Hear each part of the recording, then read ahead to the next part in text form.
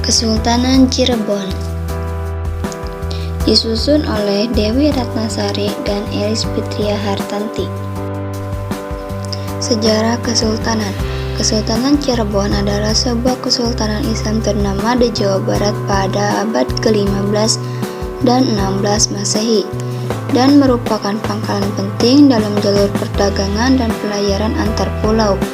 Lokasinya di pantai utara Pulau Jawa yang merupakan perbatasan antara Jawa Tengah dan Jawa Barat, membuatnya menjadi pelabuhan dan jembatan antara kebudayaan Jawa dan Sunda, sehingga tercipta suatu kebudayaan yang khas, yaitu kebudayaan Cirebon yang tidak didominasi kebudayaan Jawa maupun kebudayaan Sunda.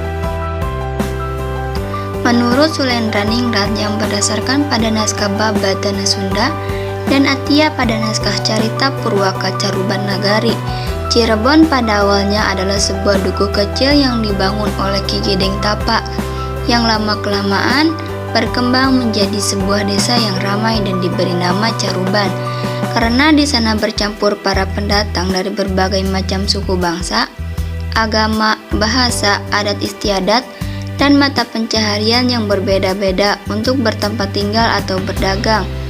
Mengingat pada awalnya sebagian besar mata pencaharian masyarakat adalah sebagai nelayan, maka berkembanglah pekerjaan menangkap ikan dan rebon atau udang kecil di sepanjang pantai serta pembuatan terasi, petis, dan garam. Dari istilah air bekas pembuatan terasi atau balendrang, dari udang rebon inilah berkembanglah sebutan cai rebon yang kemudian menjadi Cirebon. Dengan dukungan pelabuhan yang ramai dan sumber daya alam dari pedalaman, Cirebon kemudian menjadi sebuah kota besar dan menjadi salah satu pelabuhan penting di pesisir utara Jawa, baik dalam kegiatan pelayaran dan berdagang di Kepulauan Nusantara maupun dengan bagian dunia lainnya. Selain itu, Cirebon tumbuh menjadi cikal bakal pusat penyebaran agama Islam di Jawa Barat. Masa kejayaan. Kerajaan Cirebon berada pada puncak kejayaan ketika dipimpin oleh Syarif Hidayatullah. Masa kejayaan Kerajaan Cirebon diawali dari perkembangan Islam. Pada masa Syarif Hidayatullah, Islam berkembang dengan pesat. Syarif Hidayatullah memperluas wilayah dan menyiarkan agama Islam pada daerah-daerah kecil. Sejak pemerintahan Syarif Hidayatullah, Bandar Cirebon makin ramai untuk perhubungan laut antara Persia, Mesir, dan Arab, Cina, Campak, dan lainnya. Keramaian di Bandar Cirebon sudah menjadi bukti nyata kebesaran Cirebon di kancah internasional.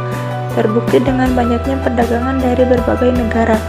Dibentuknya sejumlah pasukan laskar dengan semangat yang tinggi yang dipimpin oleh para panglima dipati-dipati yang cukup berwibawa dan bisa dipercaya loyalitasnya. Perkembangan awal. Ki Gedeng Tapa. Ki Gedeng Tapa atau juga dikenal dengan nama Ki Gedeng Jumajan Jati adalah seorang saudagar kaya di Pelabuhan Muara Jati, Cirebon. Beliau mulai membuka hutan ilalang dan mendirikan sebuah gubuk dan sebuah tajuk, Jalang Rahan, pada tanggal 1 Syuro 1358 tahun Jawa, bertepatan dengan tahun 1445 Masehi. Sejak saat itu mulai para pendatang mulai menetap dan membentuk masyarakat buruh di desa Caruban. Ki Gedeng Alang-Alang, Kuwu atau kepala desa Caruban yang pertama diangkat oleh masyarakat baru itu adalah Ki Gedeng Alang-Alang. Sebagai paraksa bumi atau wakilnya, diangkatlah Raden Walang Sungsang yang putra Prabu Siliwangi dan Nyi Mas Subanglarang atau Subang Keranjang, yang tak lain adalah putri dari Ki Gedeng Tapa. Setelah Ki Gedeng Alang-Alang wafat, Walang Sungsang yang juga bergelar Ki Cakrabumi diangkat menjadi penggantinya sebagai Kuwu yang kedua dengan gelar Pangeran Cakrabuana. Pangeran Cakrabuana. Pangeran Cakrabuana adalah keturunan Pajajaran, putra pertama dari Sri Baduga Maharaja Prabu Siliwangi dari istrinya yang pertamanya bernama Subang Larang atau putri Ki Gedeng Tapa. Raden Walang Sungsang, beliau mempunyai dua saudara seibu, yaitu Nyai Rara Santang dan Raden Kian Santang. Sebagai anak sulung dan laki-laki, beliau tidak memperoleh haknya sebagai putra mahkota Pakuan Pajajaran. Hal ini disebabkan oleh karena beliau menganut agama Islam yang diturunkan oleh Subalarang atau ibunya. Sementara saat itu, abad 16, mayoritas agama di Pajajaran adalah Sunda Wiwitan atau agama leluhur orang Sunda, Hindu, dan Buddha. Posisinya dialihkan oleh adindanya, Prabu Surawisesa, anak laki-laki Prabu Siliwangi dari istrinya yang kedua, Nyai Cantriang Manikmayang. Ketika kakeknya Ki Gedeng Tapa yang penguasa pesisir utara Jawa meninggal, Walang Sungsang tidak meneruskan letak kakeknya, melainkan kemudian mendirikan istana Pakungwati dan membentuk pemerintahan di Cirebon. Dengan demikian, yang dianggap sebagai pendiri pertama Kesultanan Cirebon adalah Walang Sungsang atau Pangeran Cakrabuana. Pangeran Cakrabuana yang selesai menunaikan ibadah haji, kemudian disebut Haji Abdullah Iman, tampil sebagai Raja Cirebon pertama yang memerintah dari Keraton Pakungwati dan aktif menyebarkan agama Islam kepada penduduk Cirebon. Pendirian yang pertama adalah Sunan Gunung Jati tahun 1479 sampai 1568. Lukisan Sunan Gunung Jati pada tahun 1479 Masehi, letaknya kemudian dialihkan putra adindanya Nyai Rara Santang dari hasil perkawinannya dengan Syarif Abdullah dari Mesir, yakni Syarif Hidayatullah tahun 1448 sampai 1568, yang setelah wafat dikenal dengan sebutan Sunan Gunung Jati dengan gelar Tumenggung Syarif Hidayatullah bin Maulana Sultan Muhammad Syarif Abdullah dan bergelar pula sebagai Ingkang Sinuhun Kanjeng Susuhunan Jati Purwa Panatagama Aulia Allah Kutubin Zaman Khalifatur Rasulullah. Pertumbuhan dan perkembangan yang pesat di Kesultanan Cirebon dimulailah oleh Syarif Hidayatullah atau Sunan Gunung Jati. Sunan Gunung Jati kemudian dipercaya sebagai pendiri dinasti raja-raja Kesultanan Cirebon dari Kesultanan Banten, serta menyebar agama Islam di Jawa Barat seperti Majalengka, Kuningan, Kawali atau Galuh, Sunda. Yang kedua adalah Fatahillah tahun 1568 sampai 1570. Kekosongan pemegang kekuasaan itu kemudian diberi inti dengan mengukuhkan pejabat keraton yang selama Sunan Gunung Jati menerapkan tugas dakwah. Pemerintahan dijabat oleh Fatahillah atau Padillah Khan. Fatahillah kemudian naik tahta dan memerintah Cirebon secara resmi menjadi raja sejak tahun 1568. Jinem Astana Gunung Sembung. Yang ketiga, Panembahan Ratu I pada tahun 1570 sampai 1649. Sepeninggal Fatahillah oleh karena tidak benar yang hendak menjadi orang lain yang layak menjadi raja.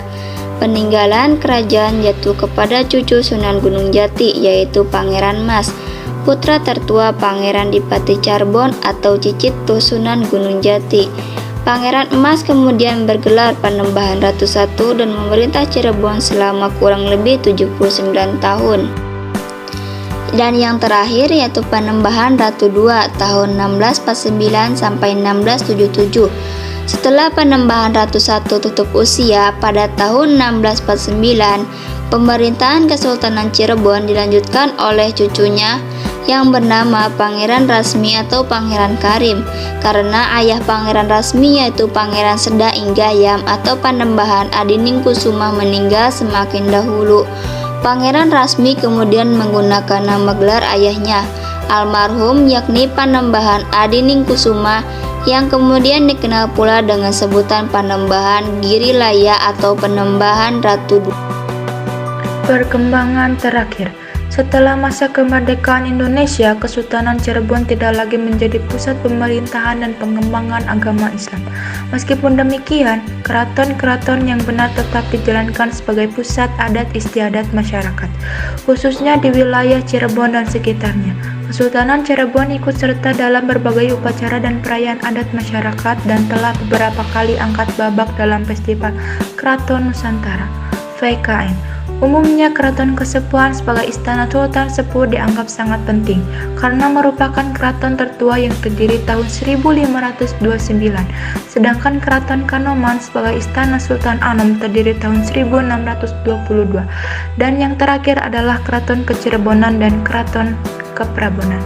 Pada awal bulan Maret 2003 telah terjadi konflik internal di Keraton Kanoman setelah Pangeran Raja Muhammad Emiruddin dan Pangeran Elang Muhammad Saladin untuk pengangkatan tahta Sultan Kanoman 12. Pelantikan kedua sultan ini diperkirakan menimbulkan perpecahan di kalangan kerabat Kanoman tersebut. Keruntuhan Kesultanan Cirebon dimulai ketika kesultanan ini dibagi menjadi dua kekuasaan, yakni Kesultanan Kasepuhan dan Kesultanan Kanoman. Perselisihan antara kedua kesultanan dan adanya campuran tangan politik VOC Belanda yang saat ini menduduki Indonesia membuat Cirebon runtuh secara perlahan. Tahun 1700, kesultanan menjadi 4 kekuasaan. Selain Kasepuhan dan Kanoman, terdapat juga Kesultanan Kecirebonan di bawah Pangeran Arya Cirebon dan Keprabonan Panembahan di bawah Pangeran Wangsakerta. Sejak saat itu, perdagangan internasional melalui pelabuhan Cirebon sudah berada di tangan VOC. Peninggalan Kesultanan Cirebon. Pertama, Kesultanan Kasepuhan. Kesultanan ini adalah satu-satunya kesultanan yang masih terawat dengan baik karena masih dijadikan sebagai objek wisata kebudayaan oleh warga sekitar maupun wisatawan. Yang kedua, Masjid Agung Sang Cipta Rasa. Masjid ini dibangun pada masa pemerintahan Syarif Hidayatullah atau Sunan Gunung Jati atas inisiatif Putri Oang Tien. Yang ketiga adalah Makam Sunan Gunung Jati. Makam Sang Sunan hanya boleh dimasuki oleh keluarga keraton saja sebagai keturunannya. Masyarakat umum tidak diperbolehkan memasuki makam Sunan. Hal ini dikarenakan begitu banyak barang berharga yang harus dijaga sebagai warisan budaya seperti guci, keramik yang menurut sejarah dibawa oleh istri Sunan Gunung Jati yang berasal dari Cina, yaitu Putri Oang Tien. Terdapat 9 pintu atau gapura menuju makam Sunan Gunung Jati, namun pengunjung hanya boleh masuk hingga batas serambi muka pintu. Dan yang keempat atau terakhir adalah Keraton Kanoman. Bangunan ini sudah tidak terawat karena letaknya yang tidak strategis dan apabila ingin berkunjung harus melewati pasar tradisional sehingga dibutuhkan perjuangan tersendiri. Keraton Kanoman adalah pusat peradaban Kesultanan Cirebon yang kemudian terpecah menjadi Keraton Kanoman, Keraton Kasepuhan, Keraton Kecirebonan.